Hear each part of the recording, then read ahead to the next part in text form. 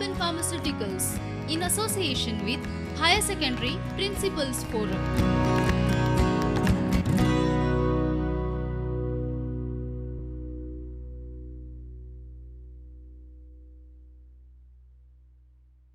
Namaskar. Hello viewers. Today let's try to explore more concepts in physics of standard 12. But before going for next chapter, electric potential and capacitance, let's revise what we have done in the previous session. That is in chapter 1, electric charge, force and field. So we'll have quick revision of this particular part.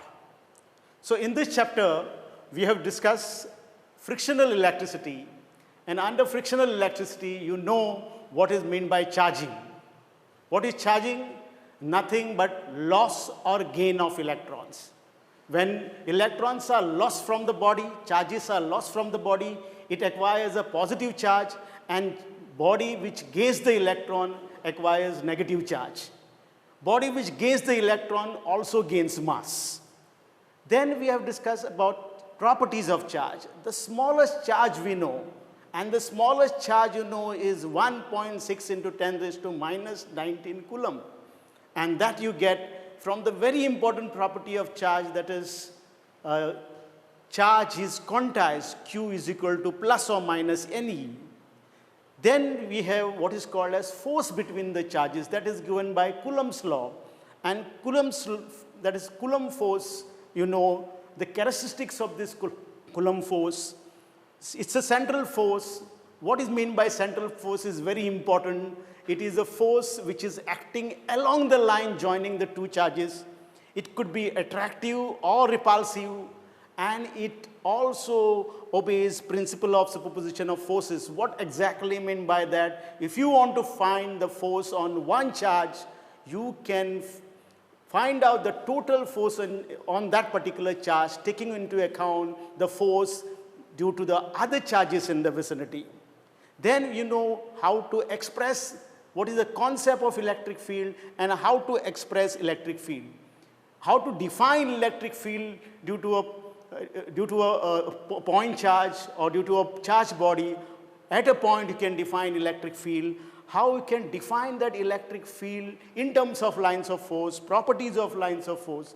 Then you have done one beautiful concept or assembly of charge called dipole, where there are two equal and opposite charges separated by a distance.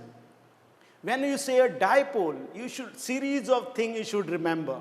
If you remember physics that way, you will able to understand that in a better way. So just when I say electric dipole, first of all, what is meant by electric dipole? What is electric dipole moment? What are the electric field variation along the axis and along the perpendicular bisector? What happens if the dipole is placed in electric field? Torx acts on it. That we have discussed. Then we have defined electric flux. What exactly mean by electric flux? Gauss's law, and how to apply this Gauss's law to find the electric field intensity near various charge assembly. Now to summarize, let me show you what are the various charge assembly that we discussed. The first charge assembly we discussed was the point charge, and due to point charge, we have field given by the formula 1 upon 4 pi epsilon 0 q upon r square. So at the distance r, electric field is E. Then at distance 2r, electric field will be E by 4. At distance 3r, electric field will be E by 9, because electric field varies as the square of the distance, inversely proportional to the square of the distance. If I take a dipole, at distance E, suppose electric field is, at distance r, electric field is E. At distance 2r, E by 8. At distance 3r, it will be E by 27. Because electric field is inversely proportional to r cube, electric field falls off faster near electric dipole. Then you have line of charge. Line of charge is, or a charge wire. At distance r, suppose electric field is E. It is E by 2, E by 3 respectively at 2r and 3r, because it is just inversely proportional to r. And if you have an infinite sheet of charge, if electric field is E, at any distance from the line of charge, you will have electric field E because it is independent of R and it is giving uniform field around infinite sheet of charge. And then you have charge shell. Inside the charge shell, you have electric field is 0. And near the charge shell, away from the charge shell at distance E, R and it is E. At distance 2r, it is E by 4. At distance 3r, it is E by 9 because it is inversely proportional to R square again, just like a point charge. For each of this, we can plot a graph and try to understand the variation near the variation of electric field near this charge assembly. So that's what a quick revision of the previous chapter. Let's try to start next chapter. So get ready, tighten your seat belt, take a pen and paper and try to understand the concepts under chapter 2, that is electrostatic, potential and capacitance. Now, what you are going to study in the first part of the chapter?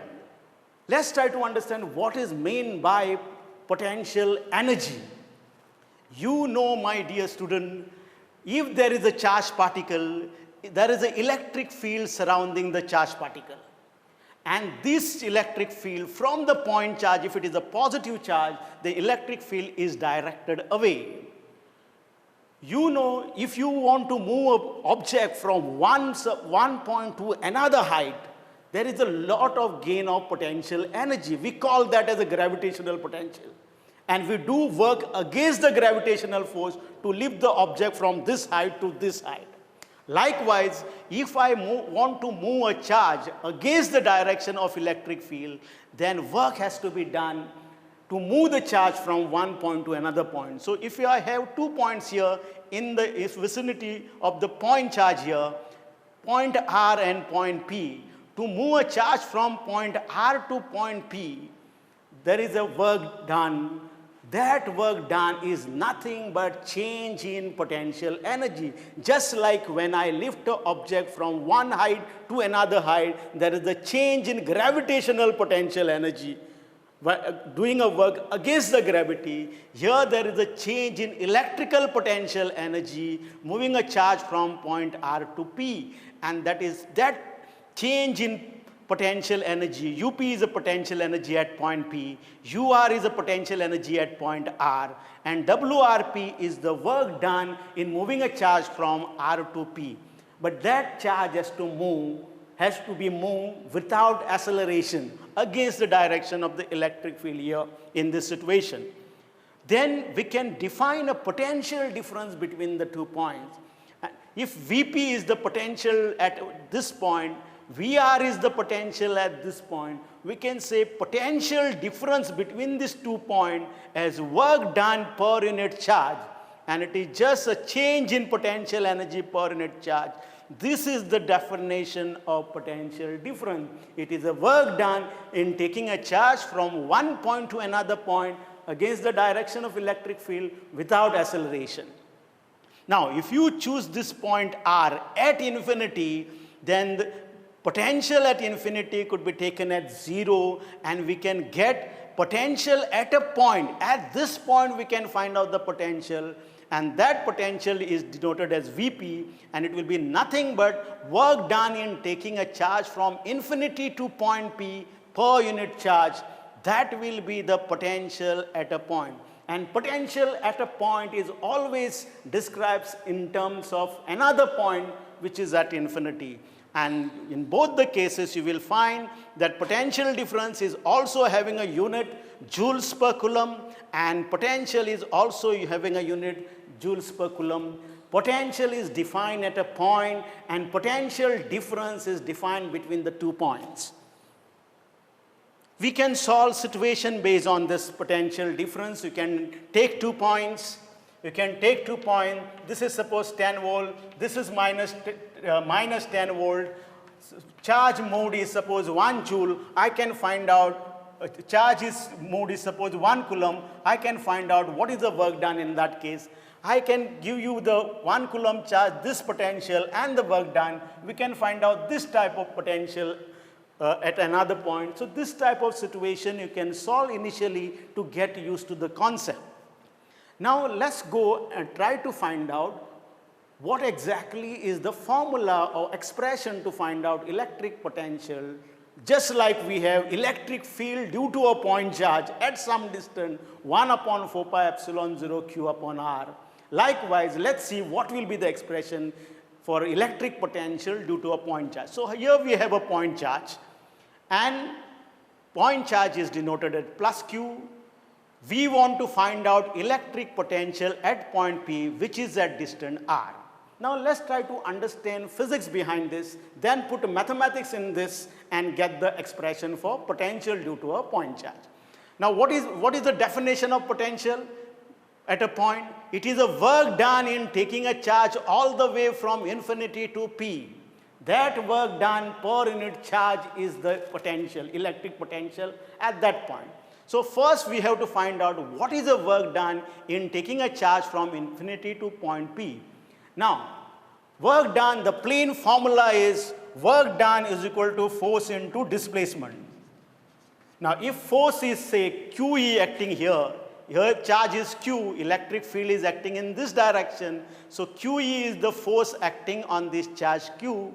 So if QE is the force which is acting in this direction, so minus QE, the distance travel is infinity to P, so almost infinity. So you should have the work done as force into infinity, which is infinity.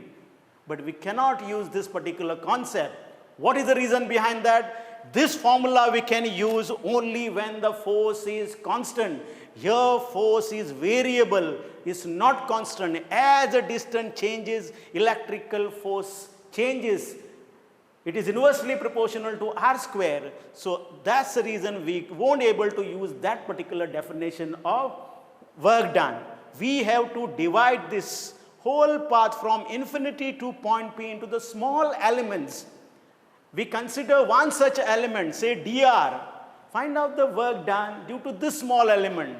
And then you try to integrate, try to find the sum of it, and you will get electric work done in taking a charge from infinity to point P. That is the procedure. And that work done per unit charge is the electric potential. So let's try to write down now mathematical expression for this.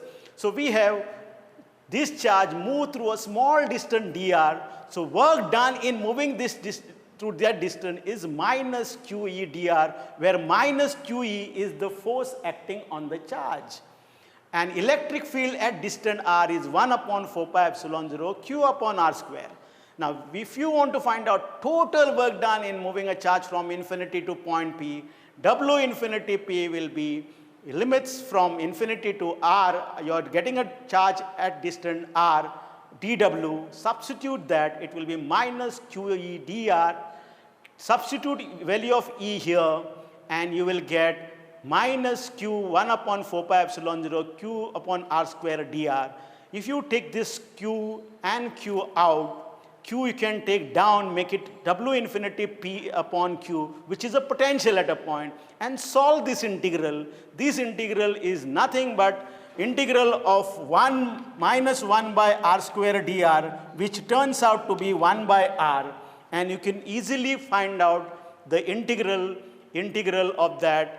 And you can substitute this limits of integration, and limits of integration, if you try to substitute, you will get 1 upon 4 pi epsilon 0 r minus 1 by r. That will be your potential from infinity to r. And you substitute this limit 1 upon 4 pi epsilon 0 minus 1 upon r. Minus sign comes out, of course, minus 1 upon r, minus of minus 1 upon infinity, and this you will get 1 upon 4 pi epsilon 0 q upon r. That is the minus sign already. You can take this minus sign out, and that minus sign out, and this 1 by r square will give you minus 1 upon r, and that you can substitute and get the final formula. Based on this, we can solve numericals.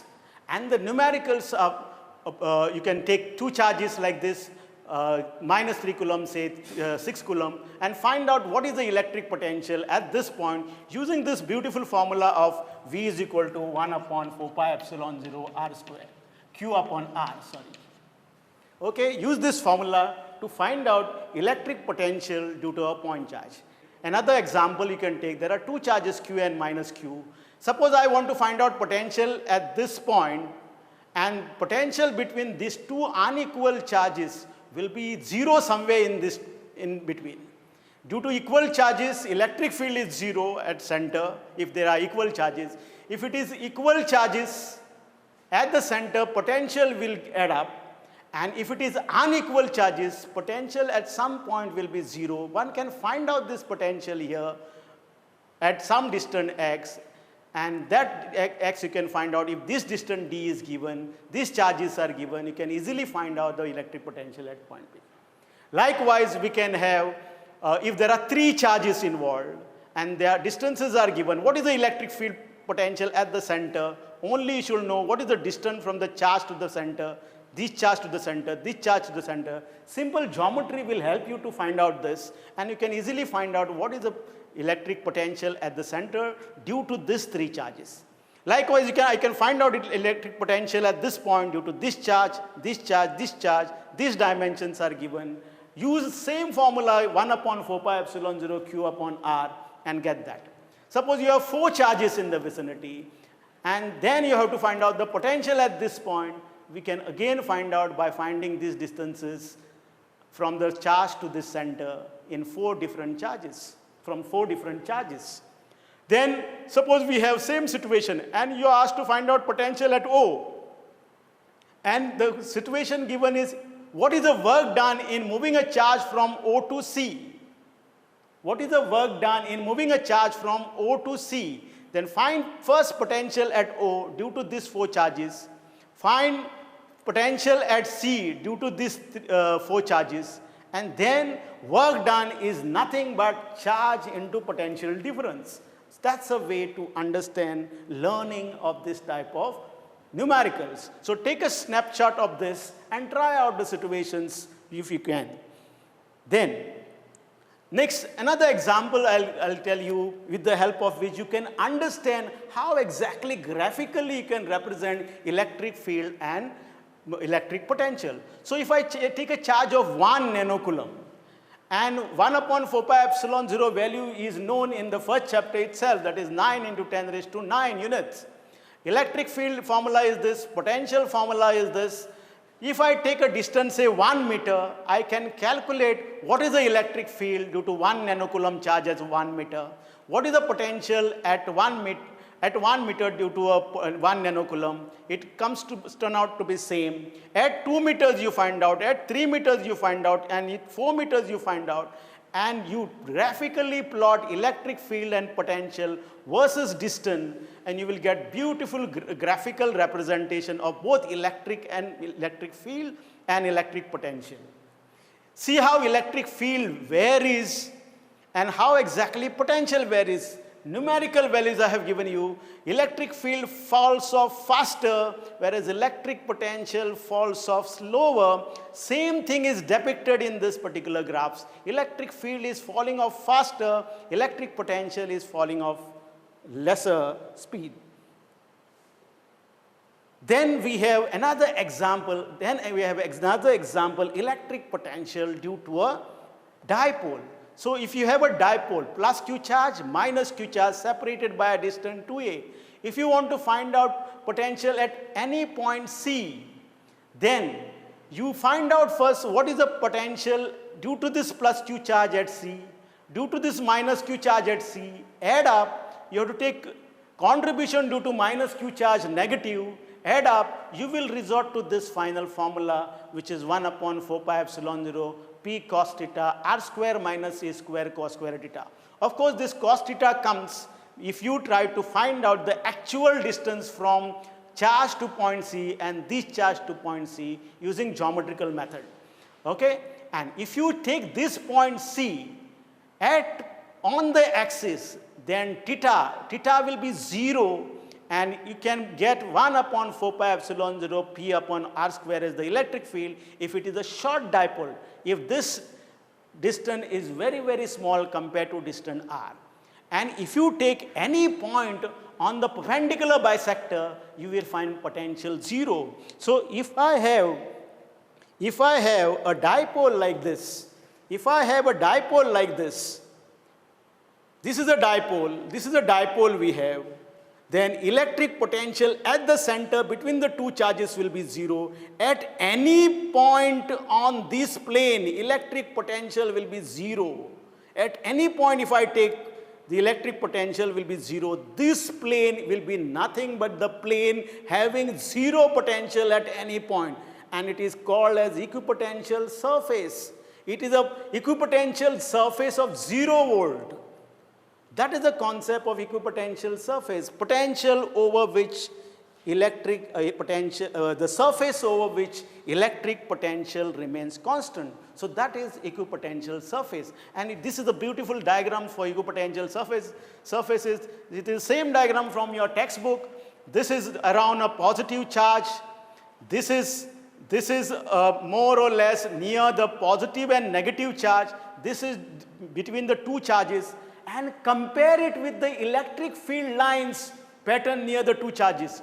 If you take dipole here, at the center of the dipole, there is no equipotential surface passing because electric potential at the center of the dipole is 0. If you see the lines of force pattern for the positive charge and negative charge, you will find electric line will pass through that particular point. Whereas for like charges, positive charge and the negative charge, electric field at this point is 0. So no line of force passes through it. Go through that diagram and see. And if you take equipotential surface, the equipotential surface passes through this because there is a potential between the two like charges at the center of the two like charges. That's a beautiful distinction you can make between the lines of force pattern and equipotential surfaces pattern. Then we have equipotential surfaces due to uniform field. These are the equipotential surfaces in uniform field. So this is the concept of equipotential surface. Now next we should know what is the relation between electric field and potential. That's a very interesting relation between electric field and the potential. Now suppose we have two equipotential surfaces. This is A and B, two equipotential surfaces. On this equipotential surface, the potential is constant. That potential is say V. And this particular equipotential surface has a potential V plus dV. And distance between the two equipotential surfaces is dl. So AP is the distance between the two surfaces. Now, I want to find out the relation between electric potential and electric field. So, what is the electric potential and what electric field relation? How to get it? So, you first find out the work done in taking a unit charge from A to P, and that work done is nothing but QE dl. dl is the distance between the two. So, Q is 1 coulomb, 1 unit, so UE dl. This work done on unit positive charge is nothing but the potential difference between these two plates. So potential difference is V minus V plus dV, and you will get minus dV. Work done is nothing but E dl because of unit positive charge, and you will get E dl as minus dV. And you have final relation E is equal to minus dV by dl. Now this formula we can put to use. The applications are there, we'll see that applications also. But one thing is revealed from this formula, that in the direction of the electric field, potential is decreasing. And with the help of a numerical, you can understand this. How we can understand this? Suppose I take a charge of 1 nanocoulomb. This is a charge of 1 nanocoulomb. Using a formula of V is equal to 1 upon 4 pi epsilon 0 Q upon R, you find the potential at distance 1 meter. And that turns out to be 9 volt. If I find out potential at 2 meters, you get 4.5 volt. This is the equipotential surface of the 4.5 volt. At any point near the charge at 2 meters, potential will be same. So this is the equipotential surface at 2 meters. This is the equipotential surface at 1 meter, and if you see in the direction of electric field, potential is decreasing. That's a nice thing to observe. So that's the thing, that's the underlying point you should remember. And applications of this is very interesting. Now, if you have two plates, positive plate and the negative plate, and if it is maintained at a distance, say d, separation between the two plates is d. What is the potential difference between the two plates is VAB. VAB is the potential difference between this plate and this plate. Then we can find what is the work done in taking a charge from one point to another point, that is Q into VAB. And if you want to find out the electric field between these two plates, electric field is nothing but potential difference upon distance. This is the application of same formula, E is equal to minus dB by dl. And let me tell you, my dear student, how it was used in one of the famous experiments called Millikan's oil drop experiment, which won Nobel Prize in 1923. So you will like to know what are the concepts of electrostatic put to use in this particular Millikan's oil drop experiment. That is nice thing to hear. So here we have Millikan's oil drop experiment in which there are two plates. Can you see these two plates? These two plates having a small hole at the center, and there is another plate. Some 1000 volt potential difference is maintained between this. D is the distance between this. E is the electric field is existing between this. And electric field we can find out using the formula potential difference upon the distance. Now, what is done in this experiment? With the help of a spray gun or atomizer, the oil is sprayed, and due to the friction, the oil gets charged, and this charged oil drop falls through this hole. This charged oil drop in the electric field, then viewed with the help of a microscope, the terminal velocity of that charge drop is found. And using the concepts of viscosity which you have done in 11th standard, Stokes' law, that is used to find out what charge and the quantization of charge in the electrostatic which you have done in this year, which you are doing in this year. These concepts are put to use to find the charge of an electron. So what is that charge of the electron? 1.6 into 10 raised to minus 19 coulomb was estimated by this famous Nobel Prize winning experiment, which is called as Millikan's oil drop experiment. If you have some time, go through this, Google Millikan's oil drop experiment, and you will get loads of theory based on this. Learn physics this way. You will understand physics this way if you try to learn, incorporating the concept, how the different experiments are made possible. Yes, the next concept which we are going to learn in this chapter is electrostatic potential energy. Electrostatic potential energy. What is meant by electrostatic potential energy? As I told you, if the object is raised from certain height, body acquires a gravitational potential if it is raised to another height. Likewise, if I get a charge against the electric field of another charge, work is done which is stored as a potential energy of that particular system. So exactly how to account for this particular potential energy, and what will be the beautiful expression for this potential energy? Let's try to understand. So we have a charge here Q1. This is suppose a positive charge. It will have an electric field around it, and the electric field is directed away if it is a positive charge. Now, if I want to get any other charge and place at point B, at point B, the electric field is existing because of this charge Q1. So there is already potential at point B due to this charge Q1. This potential is given by V is equal to 1 upon 4 pi epsilon 0 Q upon Q1 upon R12. Suppose the distance between this Q1 and Q2 is R12. So R12 is nothing but the magnitude of this particular R2 bar minus R1 bar is R12 distance, which is magnitude of R21 bar minus R1 bar. That's the magnitude I am taking as R12, which is just a plain distance between A and B. Now, work done in getting a charge from infinity to point B will be equal to potential at that point, which is V due to the charge Q1, This is the potential due to charge Q1 into charge itself. This is the work done, which is equal to potential into a charge. And if you substitute this formula here, you will get this work done stored as an energy, and it is nothing but 4 pi epsilon 0 Q1 R12 into Q2. This is called as potential energy of the system of two charges. So these are the two charges, then this is the potential energy due to two particle system. Likewise, we can find out potential energy due to three particle system. And if you want to find out potential energy due to three particle system, you can take a contribution from charge Q3 also, Q2 also. So if I get another charge here, and it is having some position vector R3 bar, then you can have first, you have to do work getting a charge Q2 and depositing at this point P. That will be W12. Then you are getting another charge and putting at this point somewhere.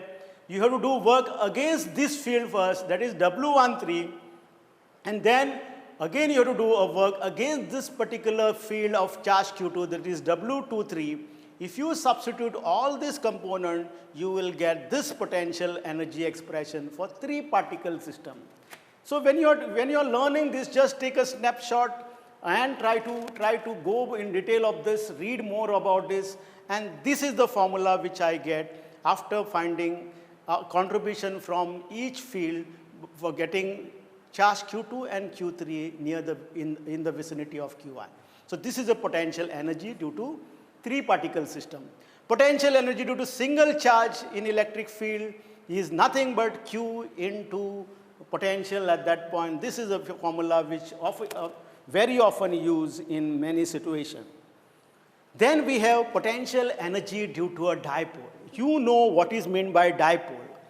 You know what is meant by dipole. Dipole is nothing but two equal and opposite charges separated by a distance. Normal tendency of a dipole in electric field, it gets aligned in the direction of the field.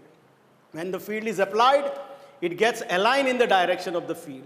If you want, this is the direction of the field, the dipole will try to align in the direction of the field. If you try to move a dipole against the direction of the field, then work has to be done. That work done is stored as a potential energy.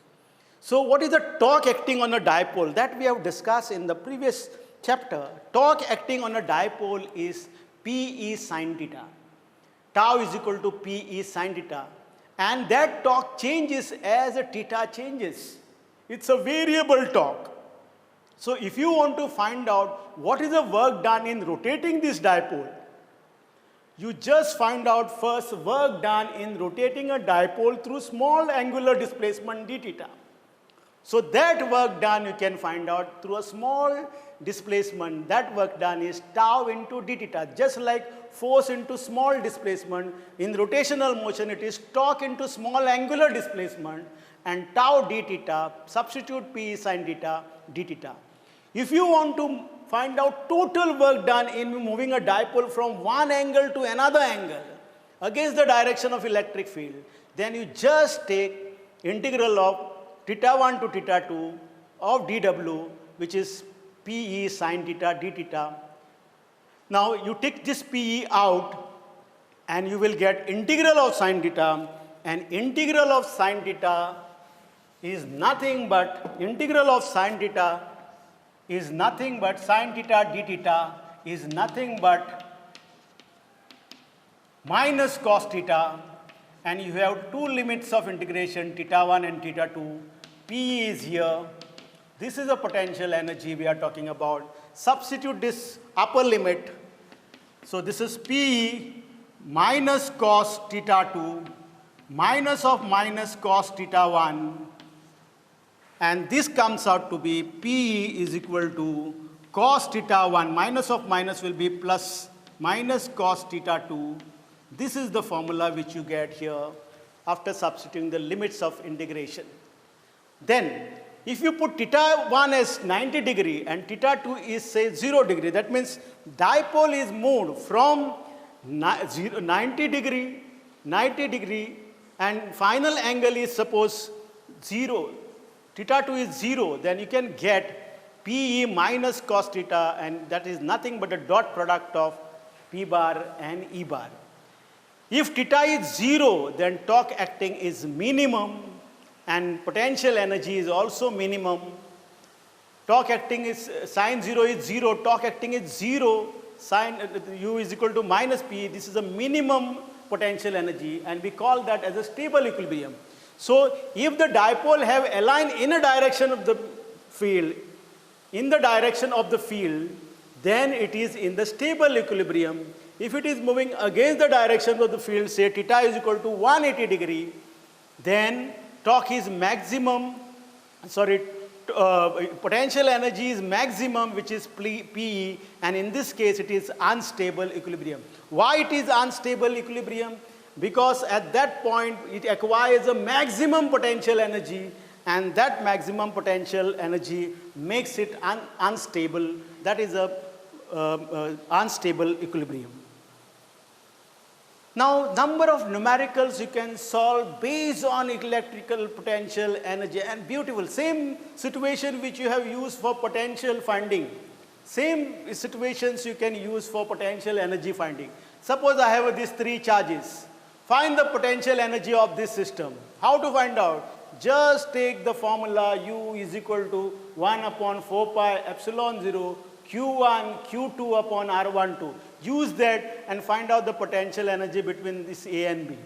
Find the potential energy between B and C. Find the potential energy between A and C. And that is the total potential energy of the system.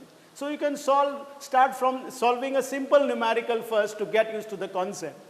Then you can take, say, 3 charges. 3 charges at 3 different corners of the triangle. This is given as 60 degree. So this is side is 0.5 meter. So naturally this will be also 0.5 meter. This will be also 0.5 meter. And you can easily find out what is the potential energy of this system. If you have same 3 charges are at 3 corners of the triangle, you can find out the potential energy of the system. Now the question is asked in a different way. What is the work done in taking these 3 charges which are at the corners of 1 meter to put it at the corners of 0.5 meter triangle? What is the work done in moving these 3 charges which are at corners of triangle having side 1 meter to put these 3 charges at the corners of triangle having side 0.5 meter? How to solve this situation?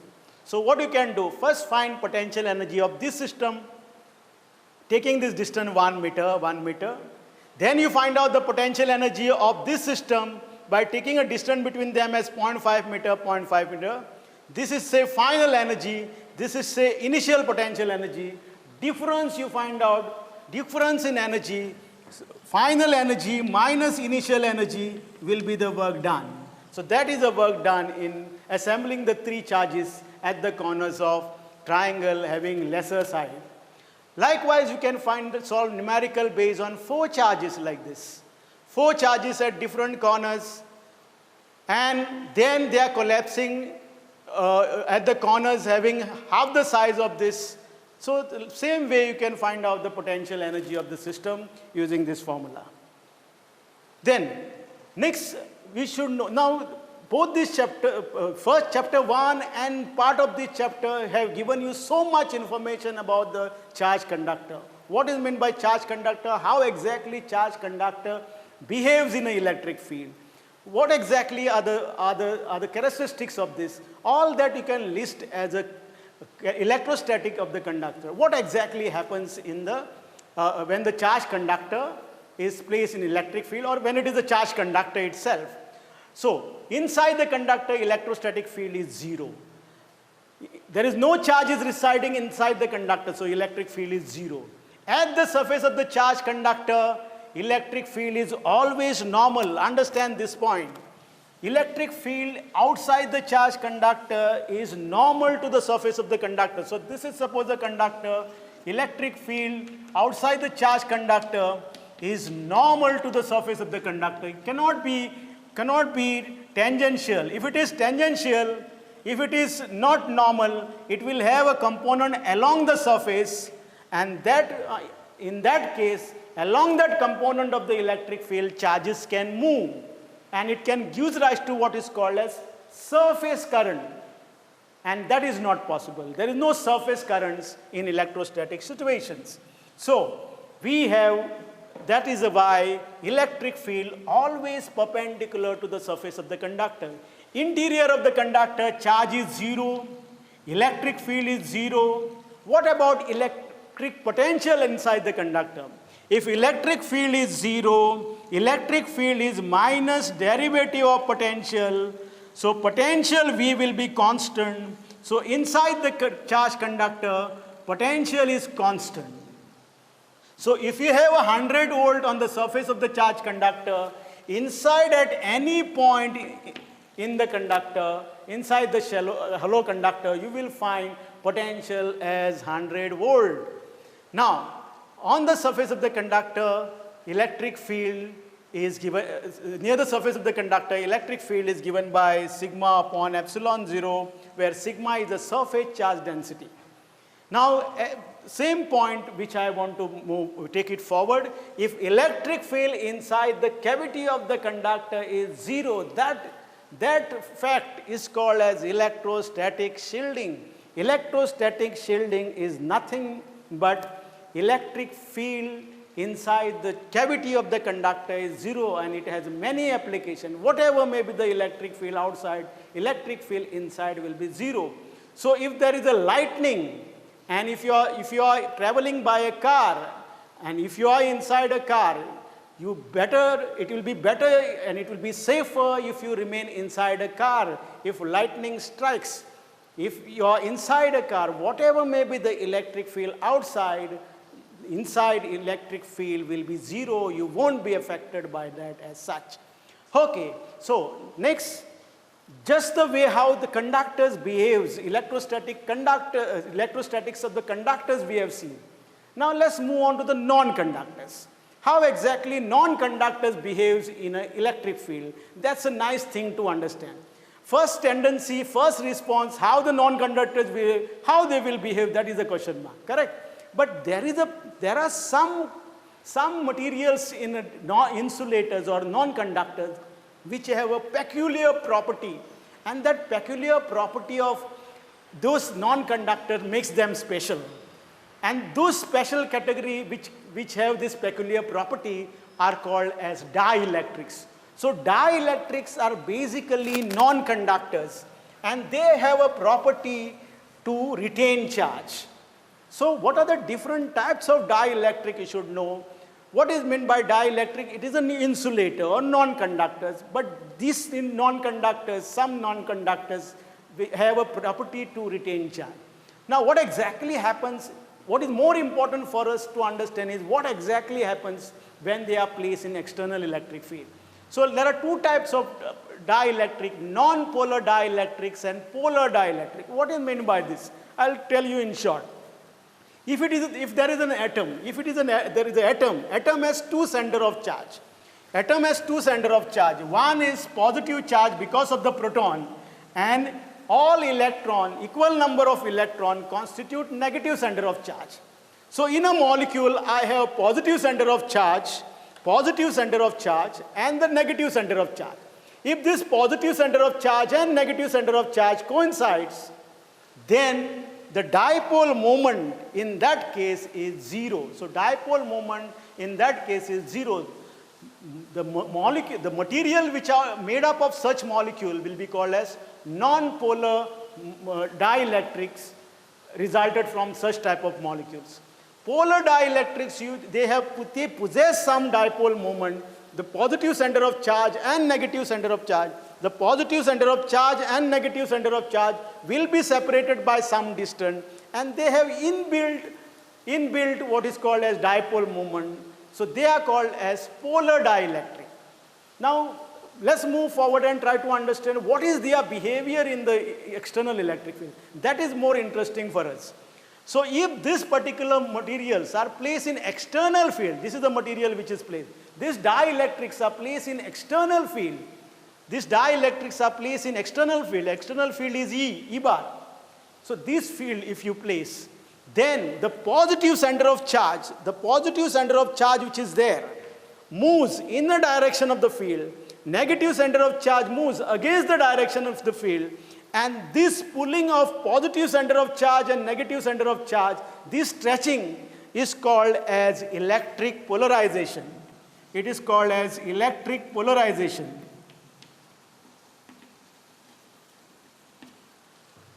And because of this, the induced dipole moment is created, which is induced dipoles movement, induced charges are developed on the surface of this dielectrics, having negative charge density on one side, positive charge density on the other side, and electric field inside this material will get reduced.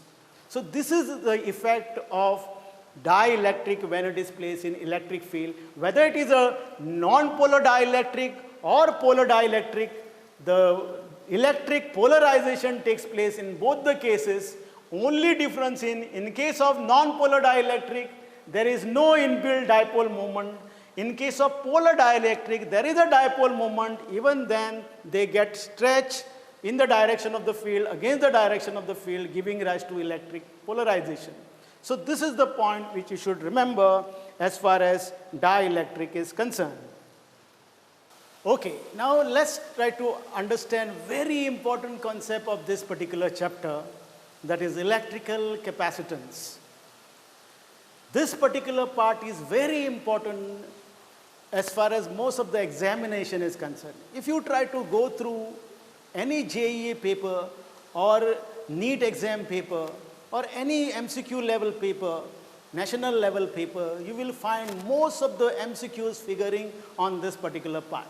So let's try to understand concept in detail.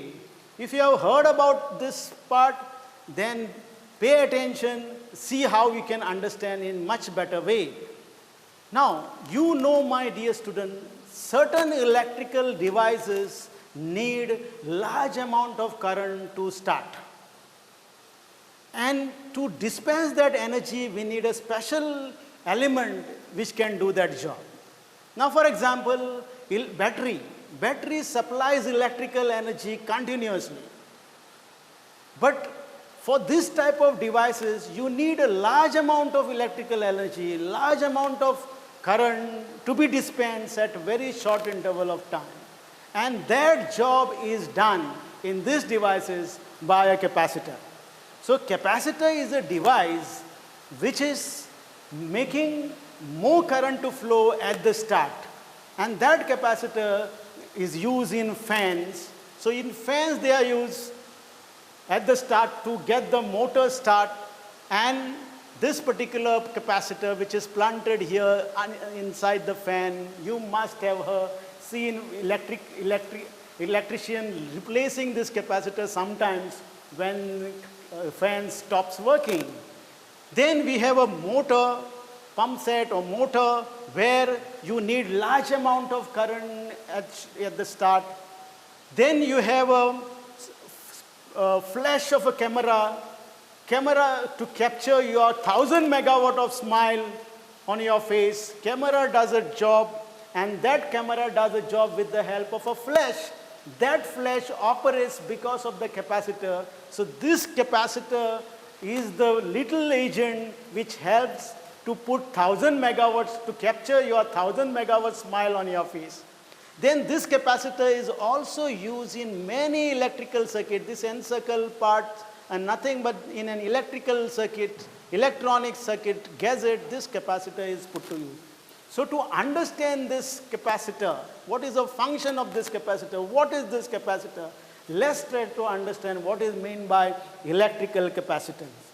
We have different types of capacitors. These are the different types of capacitor which are usually introduced in the various circuits, whether it is a cylindrical one or whether you take a parallel plate one, or these different types of capacitors.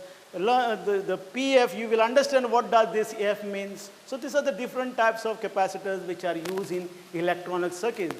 These capacitors sometimes use radio circuits where they to vary the frequencies and all. Then, so let's learn the concept of electrical capacitance. What is meant by electrical capacitor?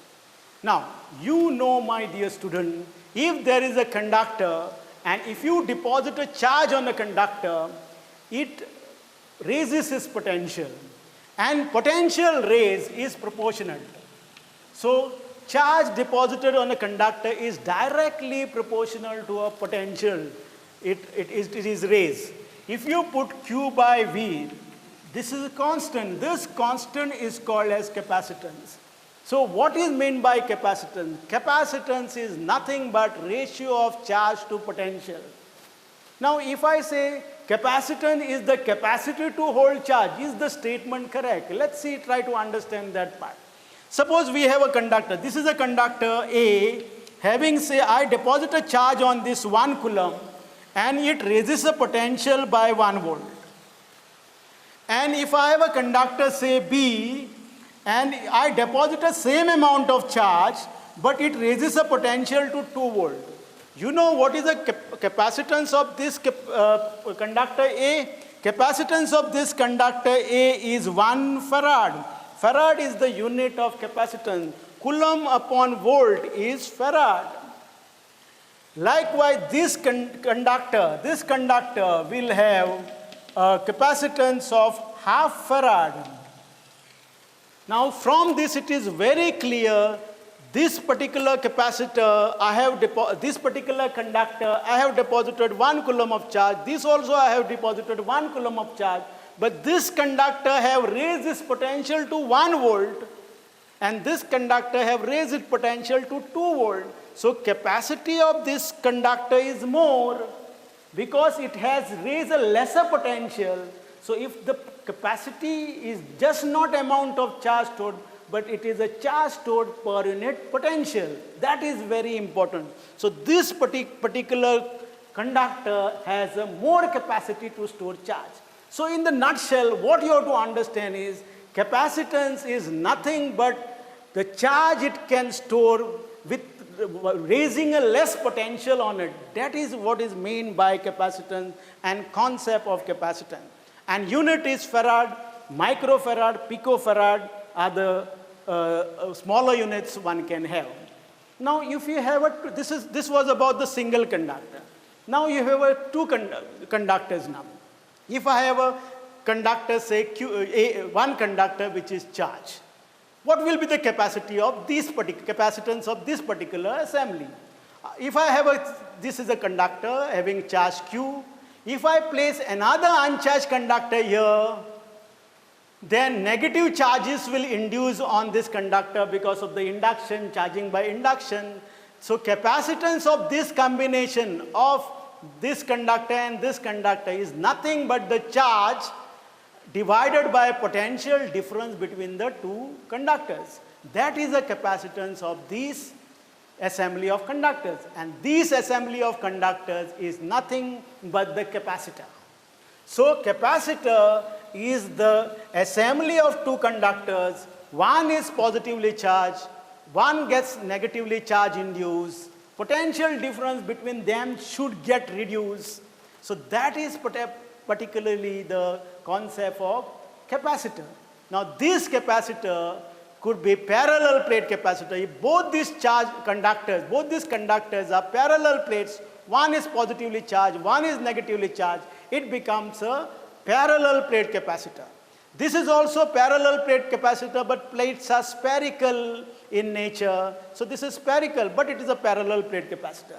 There could be a cylindrical capacitor also, spherical capacitor also. We don't have these two types of spherical and cylindrical capacitor in NCERT syllabus. Parallel capacitors are well done in NCERT syllabus. So let's try to go through this parallel plate capacitor. But if you want to understand, can I make a capacitor out of a spherical conductor? Suppose this is a spherical conductor. Can I make a spherical capacitor of 1 farad? Can I make a spherical capacitor of 1 farad? Now to understand this, if Q is the charge deposited, potential will be equal to V is equal to 1 upon 4 pi epsilon 0 Q upon R.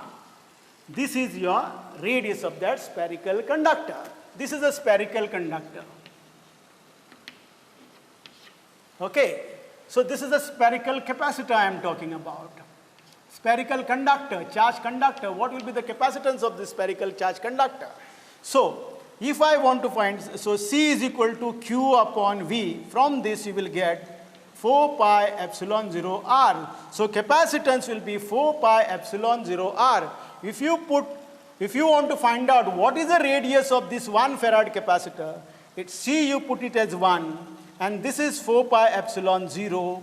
So 1 upon 4 pi epsilon 0 will have value 9 into 10 raised to 9 meters. Can you imagine if you want to make a spherical conductor as a capacitor of 1 farad, you will need a radius of 10 raised to 9 meters, where radius of the earth itself is 6,400 kilometers. So you need a bigger size spherical conductor to make a capacitor out of spherical conductor of 1 farad. So 1 farad is very large unit. So that's the reason most of the time we take parallel plate capacitor, not because the parallel plate capacitor is mostly used because one can make the parallel plate capacitor very easily, and that is the thing which is used in most of the circuit. So let's try to understand parallel plate capacitor. So parallel plate capacitor, two plates are parallel to each other. Each plate is having area A. They are separated by a distance. And if you want to make this capacitor, complete capacitor, you should insert a dielectric medium between the plates of the capacitor.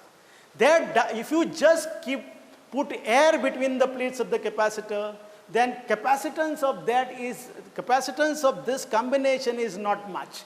But if you insert a dielectric medium here, the potential difference decreases. C is equal to Q upon delta V. This delta V decreases.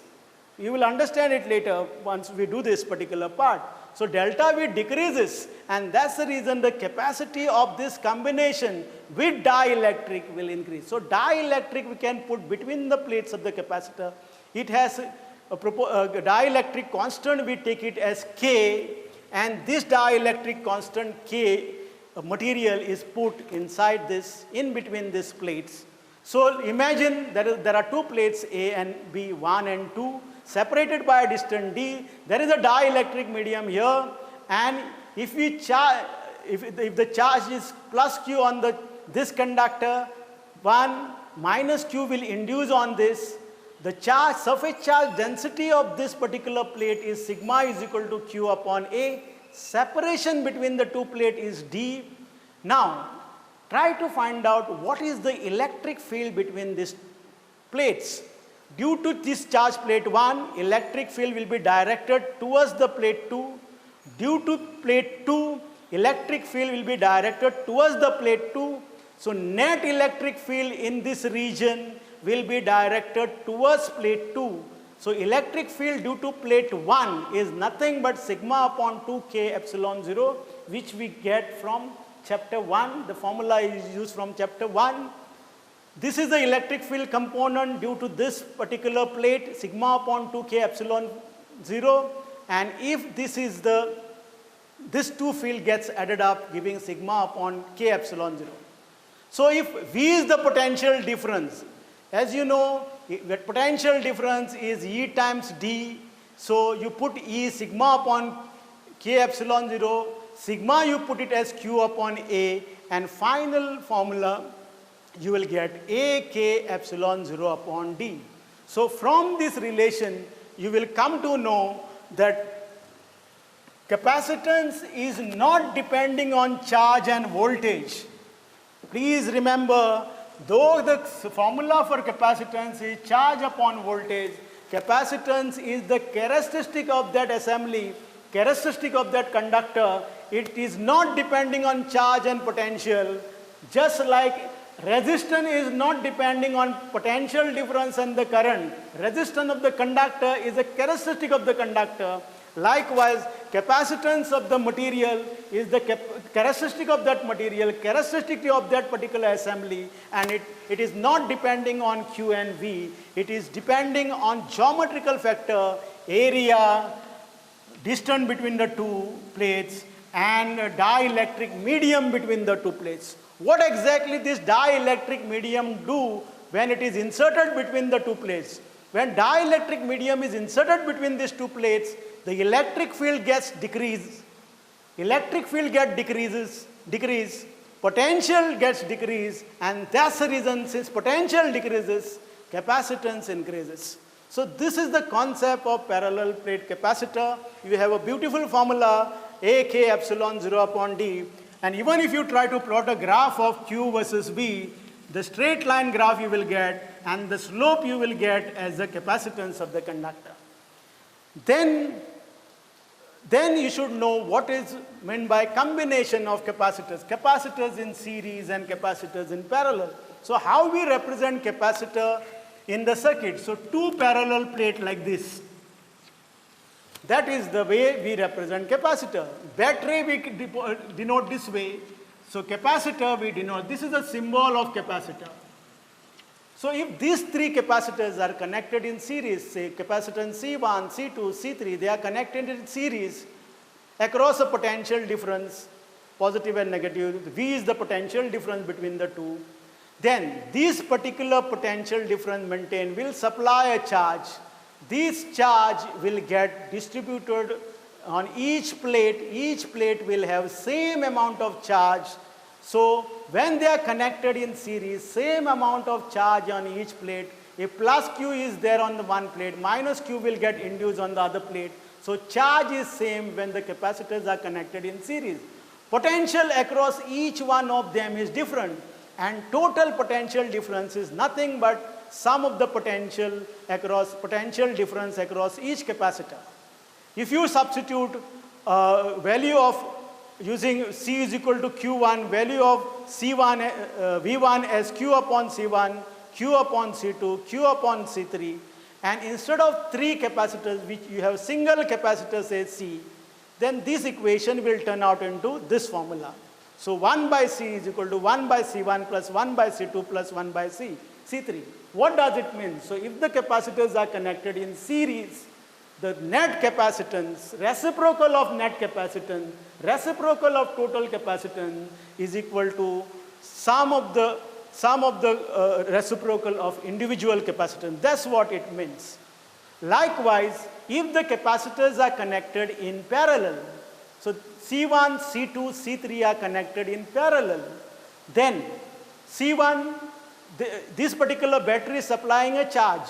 This battery supplies a charge which gets distributed in three branches now. This branch, and this branch. Depending on the capacity, charge will be drawn through this branch, and this branch. So total charge which is flown from the battery is nothing but Q1 plus Q2 plus Q3. Please note there is a different symbol here. You can use same symbols here. So Q1, Q2, Q3 is a total charge which is supplied, which gets distributed and gets deposited on this capacitor C1, C2, C3.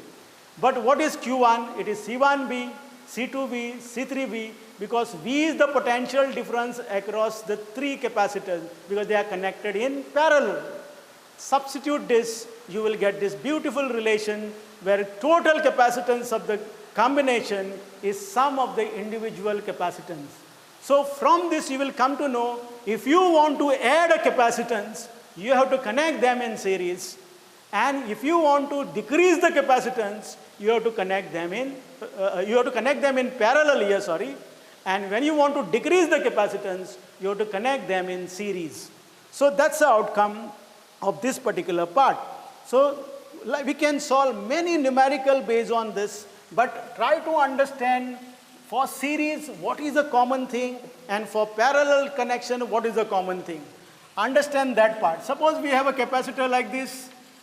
These two capacitors are in series. This is C1, this is C2. If I take this way, then you won't able to say these three capacitors are connected in series, because here the charge gets distributed.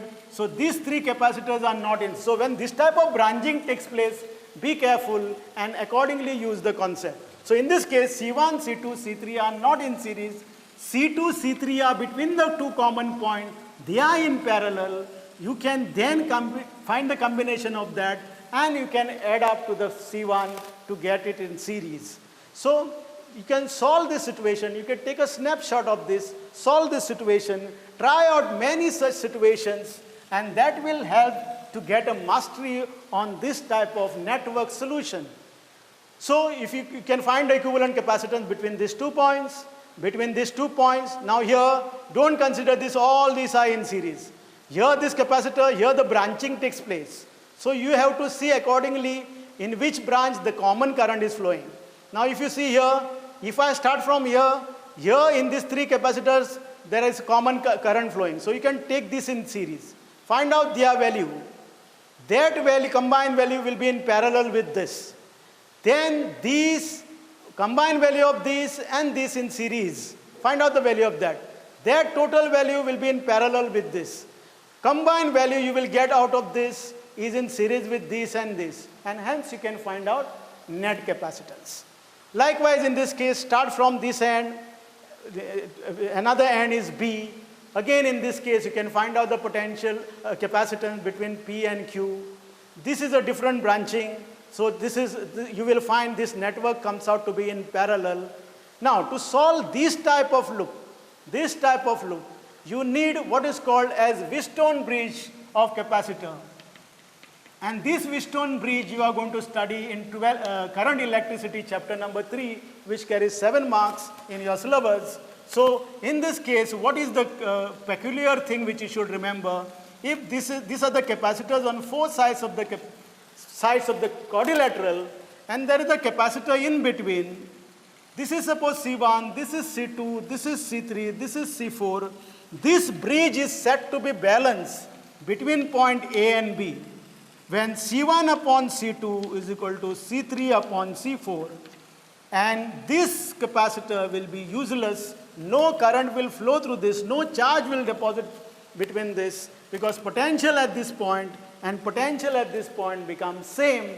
So this capacitor, you don't take it into account, you take these capacitors in series, but this condition should be valid. C1 upon C2 is equal to C3 upon C4. This is a hint to solve this situation, this situation, this situation, this situation. Okay? So you practice this type of simple problem, then go for a difficult one, then see what are the type of question that are asked in JEE or any other exam, and try to go in detail of that. Now, the last derivation of the chapter which you should know on this particular part is energy stored in the capacitor. I told you capacitor stores electrical energy. It dispenses electrical energy in short interval of time when it is required. So how much is this energy stored? Where this energy is stored? And in what form this energy is stored? The answer to these 3 questions you will get in this article. So if you want to find out the energy stored in this capacitor, you can go in detail of this particular part. So what exactly the battery does when it is connected to a capacitor? When a battery is connected to a capacitor, capacitor gets charged. The battery supplies a charge to a capacitor. So this is a battery connected to a capacitor. It supplies a charge to a capacitor. Now question arises whether this charge supplied by a battery in one go, just like Amazon courier you get in one go, it is a courier parcel you get in one go, that is the way the charge is supplied by a battery. No, this particular battery supplies a charge in a small quantity, and once this capacitor is fully charged, it is not allowing any charge from the battery to come. The current in the adjacent circuit of the capacitor will be 0, and this particular capacitor is fully charged, having maximum charge on it. Once that maximum charge is acquired, the capacitor stops accepting charge. Now, how to find out this energy stored, and where is that energy stored? So let's try to understand that part. So charge is equal to C into V. C is the capacitance, Q is the charge, V is the potential between this plate. Now, how to find out this total energy stored? You know, energy stored is nothing but the work done by a battery in storing the charge. First, find out work done by a battery. So first you find out what is the work done by a battery in depositing a small amount of charge. So small amount of charge, I'll take it as dq. At constant potential V, work done will be V into dq. This is a small amount of work done in depositing the charge on this capacitor. So V, we put Q by C dq. So work done due to this small charge dq in depositing on this particular plate of the capacitor is given by dw is equal to V times dq.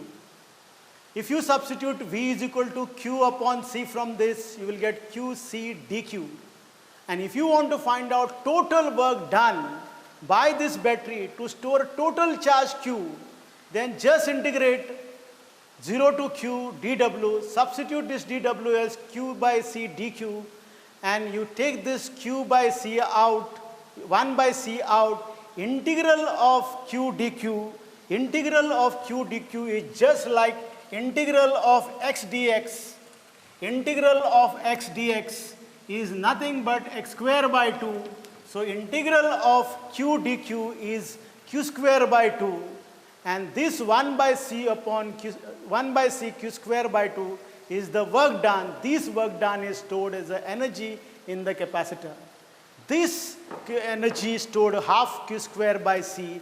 One can write in terms of half CV square or half QV using this particular formula. Now, where exactly this energy is stored? If this is the parallel plate capacitor, this is one plate, this is another plate, the energy is stored in between the plates of the capacitor, in between the poles. So the volume of the capacitor one can find out. So what is that volume of the capacitor? Volume of the capacitor is area of the plate into distance between the plate. Area of the plate into distance between the plate. This is the volume of the plate. Volume of the capacitor. That is AD. Capacitance is AK epsilon 0. Put these values in this equations, half CV square. You will get energy stored per unit volume, which is half epsilon K E square, where K is a dielectric constant inserted between the plates of the capacitor. So from this formula, it is very well known that energy stored per unit volume is directly proportional to E square.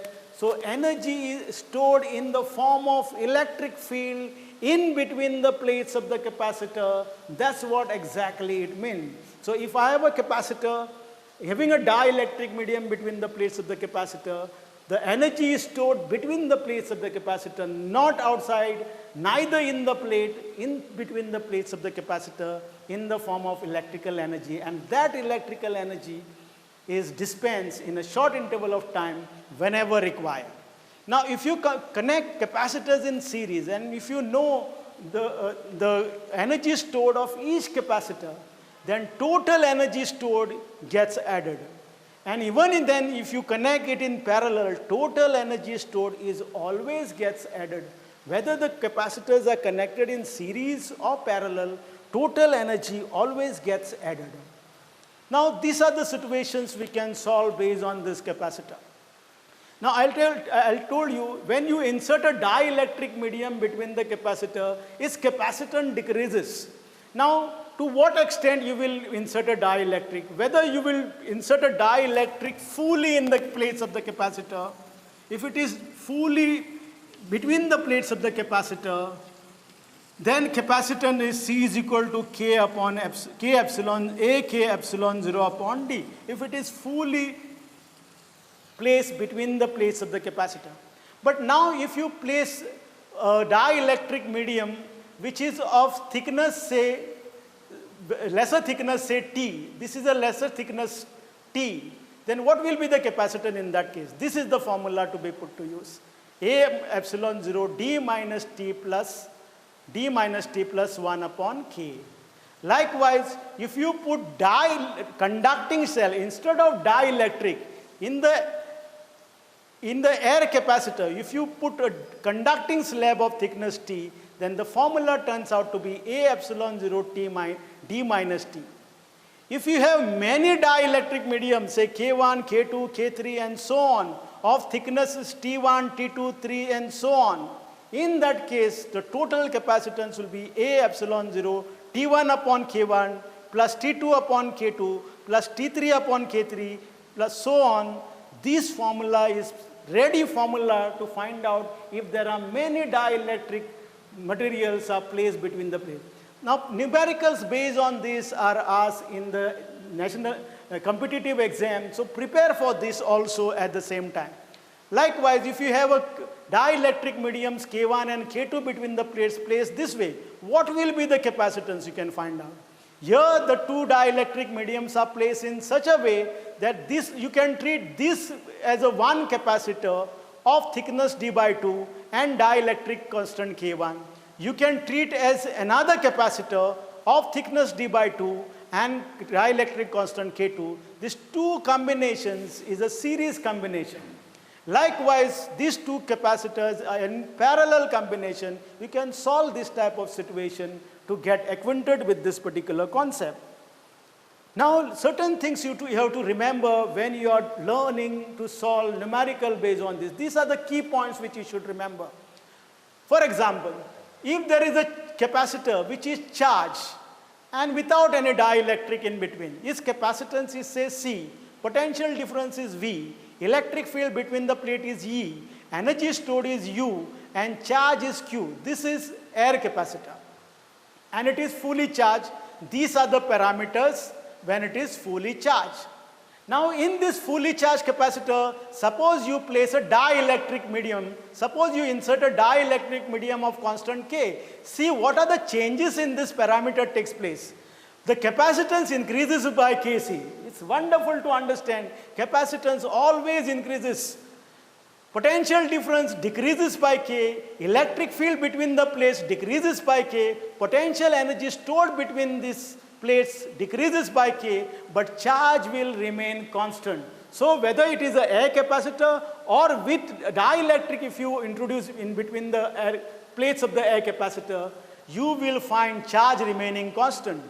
Likewise, suppose you have an air capacitor connected to the battery, and these are the parameters which you have, and then you insert a dielectric medium, it remains connected to a battery, you insert a dielectric medium, and it's wonderful to know potential difference will remain constant because it is connected to a battery all the time, and electric field will remain constant, capacitance increases by Kc, energy stored increases by Ku, K times, and charge also stored increases by K times.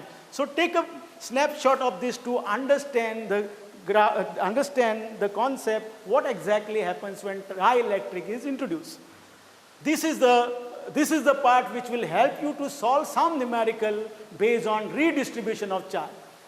What exactly mean by, if I have a charged capacitor and it is connected to an uncharged capacitor, what exactly the changes that is taking place, what is the loss of energy that is taking place, that you can understand from this part. So before connecting this is a charged capacitor C1, this is a charged capacitor C2, it has capacitance C1 and C2 respectively, potential difference across them is V1 and V2, charge across them, charge on them is Q1 and Q2. Before connecting to this, total energy stored in this combination will be half C1 V1 square and this capacitor half C2 V2 square. Now, if these two capacitors now connected parallel this way, so what will happen? One is capacitor is suppose more charge, another capacitor is say less charge. Both these capacitor will exchange charge till common potential is attained. This common potential you can find out by using this formula, C1 V1 plus C2 V2 upon C1 plus C2. This you get from the same formula, potential is equal to charge upon capacitance. So total charge will be Q1 plus Q2, total capacitance will be C1 plus C2, common potential is Q1 plus Q2 divided by C1 plus C2, and Q1 is nothing but C1 V1, Q2 is nothing but C2 V2. This formula you get. When the redistribution takes place, after redistribution, their charge will be different. It will be C1V, C2V. Energy stored will be different. And loss of energy you can find out by subtracting final energy from the initial energy. So these are the situations you can learn from this. So this is a chapter 2 carrying 5 marks in your syllabus of 12th standard. We do this chapter in the school, taking about 5 to 6 sessions of this, 7 to 8 lectures based on this.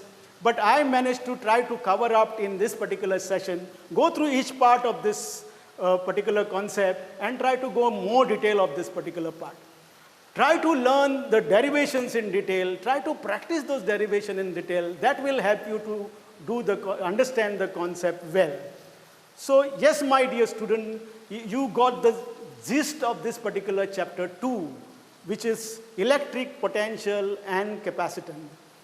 I'd like to thank Prudent for giving me this platform to put this particular part across you. I thank Principal Forum for giving me this opportunity, and you, my dear viewers, tolerating me in this particular frame for this particular session.